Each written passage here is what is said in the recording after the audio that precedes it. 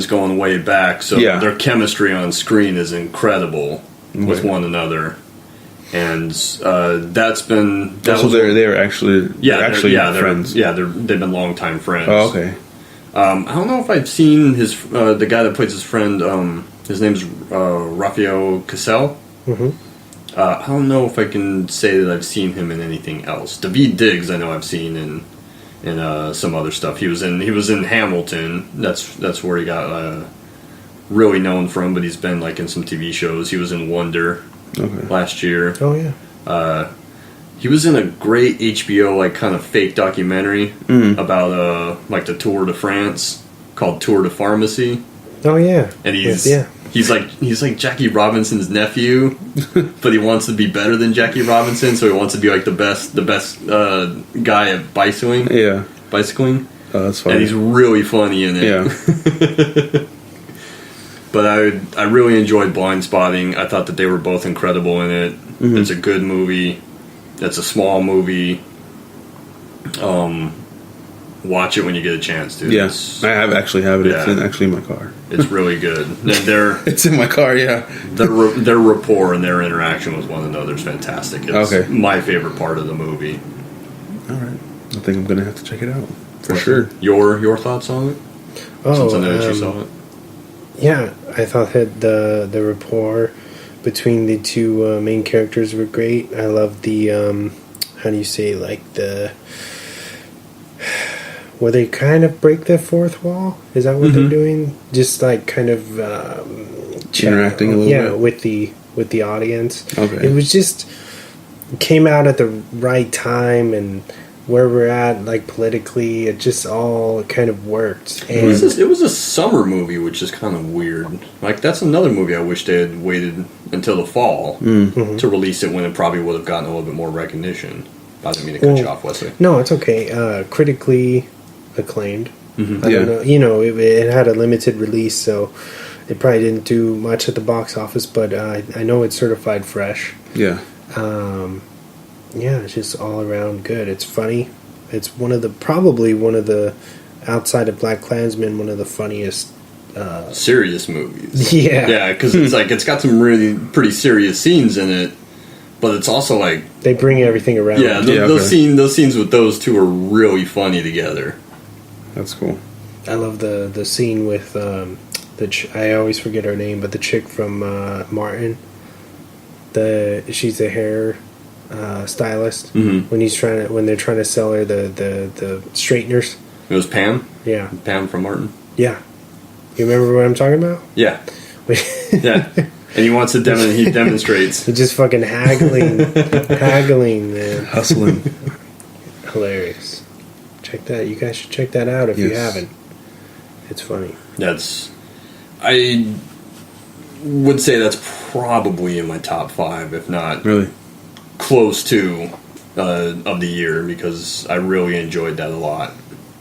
And it's cool. I feel like it tests the bounds of how do you say, loyalty. Mm-hmm. Where we all have that, or at one time or another had that best friend or close friend who's just trouble. Mm-hmm. And you kind of have to decide when you hang out with them. Yeah, things go wrong. Yeah. And how far are you willing to to go out of loyalty for this person or this misguided sense of whatever. Yeah. Interesting. Nice. All right. I think it's back around. Back to me. Ooh. All right, James, and we're back. So, my next movie. Gotta find it. Bird Box. Okay, so that you just watched that. I just watched that a couple days ago. Yeah. Yeah. When it came out on the 21st, right? Yeah, like last Friday. Yeah. So I thought that was a really good movie. Mm-hmm. How simple it was, and it's not really. I didn't finish it, so please don't. No, I'm not going to spoil it. I'm not going to. I know you haven't seen it. I'm not going to spoil it, but no, I just the cast I think is really cool for. The cast is very strong, yeah. Yeah, for even the short amount of time that everybody is in it. Mm-hmm. Like, people pop up every once in a while, but I mean, they're not like in there forever, you know. So I think it's a really cool. I think it's a really awesome movie. A real cool take on something. As kind of, it really reminded me of A Quiet Place, but instead of sound, it's sight, where that's where I kind of got those two like together. And A Quiet Place is also one of my 2018 movies that I really enjoyed. But yeah, Bird Box I think was awesome. Sandra Bullock's good. Is good in this one. I like her character a lot. How she has like intimacy issues, kind of dealing with other people, and I like how she kind of names her kid Boy, and not giving them a name. Kind of, you see that detachment in that relationship that she doesn't really have with her son. So I really recommend that movie. I know you've seen it. Wes isn't finished with it, but what do you think about it? I liked it. It was funny because I went to try to catch up on some of the Netflix stuff that has come out that I've sadly given up hope that I'll ever be able to watch it in the theater. Yeah. And I think I went to go watch The Ballad of Buster Scruggs. Yes. And because Bird Box had just come out that day, that was on the home page, and I wanted to see it, so I was like, well, I'll just watch this tonight instead. And yeah. I enjoyed it. I remember like watching it and thinking, oh, the soundtrack's like really cool, but it had no opening credits. And then at the end I was like, I bet that's a Trent Reznor and Atticus Ross soundtrack, maybe a Cliff Martinez, because that's what it sounds like. And sure enough, when I saw the credit, like I texted Swan right away and I was like, oh, it's Trent Reznor and Atticus Ross, I knew it. Yeah. No, like that, and you're right, it's got a really strong supporting cast. Yes. John Malkovich is really good in it. Yes. Yeah. And I hope he becomes a big star, man. Trevante Rhodes from Moonlight. Yeah. He's in Predator too, which we'll talk about later.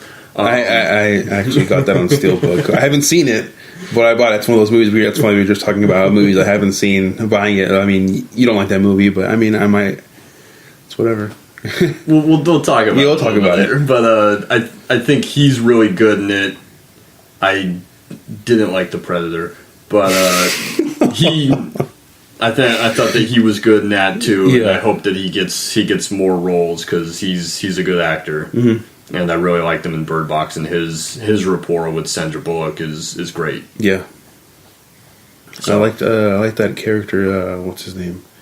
The guy who works at the market. Oh, Lil Rel from Get Out. Yeah, his character's funny. Yeah. I mean, yeah, he's kind of like on point with everything. He was talking about his little novel that he was writing or whatever.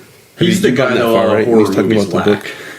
Yeah, where he's like, no, he's the one that's aware of the things that you should do and not do, and something's wrong, don't do this and everything. And you watch a lot of horror movies, and it's like, people in horror movies have never actually seen a horror movie because they would know not to do that stuff. Yeah, that was a really good movie. Okay. Wes? How far did you get in it, Wesley? Halfway? Yeah, a little under halfway, Okay. I think. But yeah, that opening is fucking nuts. Yeah, the first act is really intense. I thought it was a cool mixture of The Happening. Yeah, I was going to say that. Yeah, with A Quiet Place, and then like some Last of Us sprinkled in. That video game with the post-apocalyptic stuff. Yeah, if it continues to be as strong as it started, it's going to be awesome. And you guys don't have anything negative to say, so I'm excited to finish it. I enjoyed it. It's got its detractors. I've read reviews or comments and everything. It's got its detractors, but I thought it was a really good movie, and it's a really strong Sandra Bullock performance. Yeah, I really love the photography for it too. Like some of the concept art is really beautiful. Because I was in LA recently for the Gambino, the last lucky bastard performance, and you would count another they one. had the big they had the big Bird Box promos of it. Oh yeah. So yeah, I was surprised to see Machine Gun Kelly in that movie. Yeah, he's in it for like. I was like, wait a minute, that is him. Yeah. You know who that is? He's like I've heard the name. He's like the tall, skinny guy who messes around with the cop. Does he? Girl.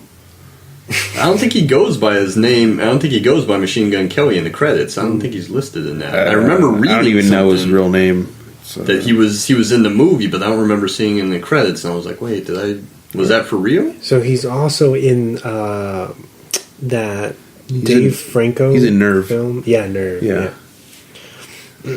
Is that a good movie? I didn't finish it. I thought it was alright. Okay. For what I mean, it was cool. I guess it was a cool concept, kind of like Truth or Dare type of thing. But okay. I haven't seen the movie. I didn't mean like. Doesn't that have like a Cliff Martinez? Nerve? Yeah. I don't know. I couldn't tell. I've never seen the movie. I just remember like the trailer for it. I could be wrong. I don't know. Game Night. That had a Cliff Martinez score. I was like really surprised. I was like, whoa, like that score is really cool. And then when the credits came up, I saw Cliff Martinez. I was like, oh, I'm going to probably buy that. I'm going to throw this out there. I enjoyed that movie a lot more than I thought I would. Game I Night's did. solid. I did too. It's solid. Yeah. I thought that was going to be the stupidest fucking movie. And I watched it the other night because it's on HBO. Yeah. And I was like, I'm actually having a great time It's with pretty this. fun. It's pretty fun. And man, It's better than it has any right to be. Yeah. For sure. and Jesse Plemons, who plays, what's his name, Gary, the cop. Oh my god! That kid is such an underrated actor because he's so good. That creepiness. Yeah. Oh man. He's really He's good just like in that staring movie. at him from his driveway. He's in Observe and Report. He's in Observer Report. He's in the second season of Fargo. He's one of the main He's characters in in the second season of Fargo. Breaking Bad. Uh-huh. Yeah, he was in Black Mass. Yeah. And he was in Bridge of Spies for a little bit. But he's a good actor, and I don't think that he gets the recognition he should. And he's so good in Game Night. Mm-hmm.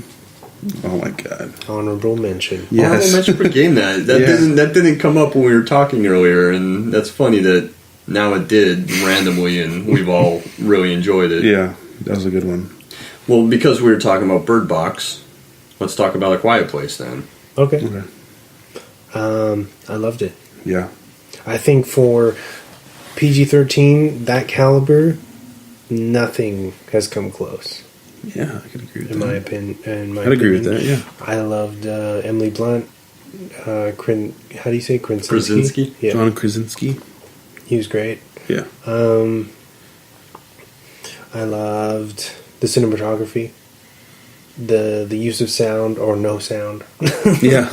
was good. I will agree with Chris, not to steal your thunder or anything, but there's a few things that they were put in the film for plot convenience, and we look past them for that reason. And so it could have been stronger. What? For instance, what are you talking about? Maybe one thing. The very opening of the film, bad parenting.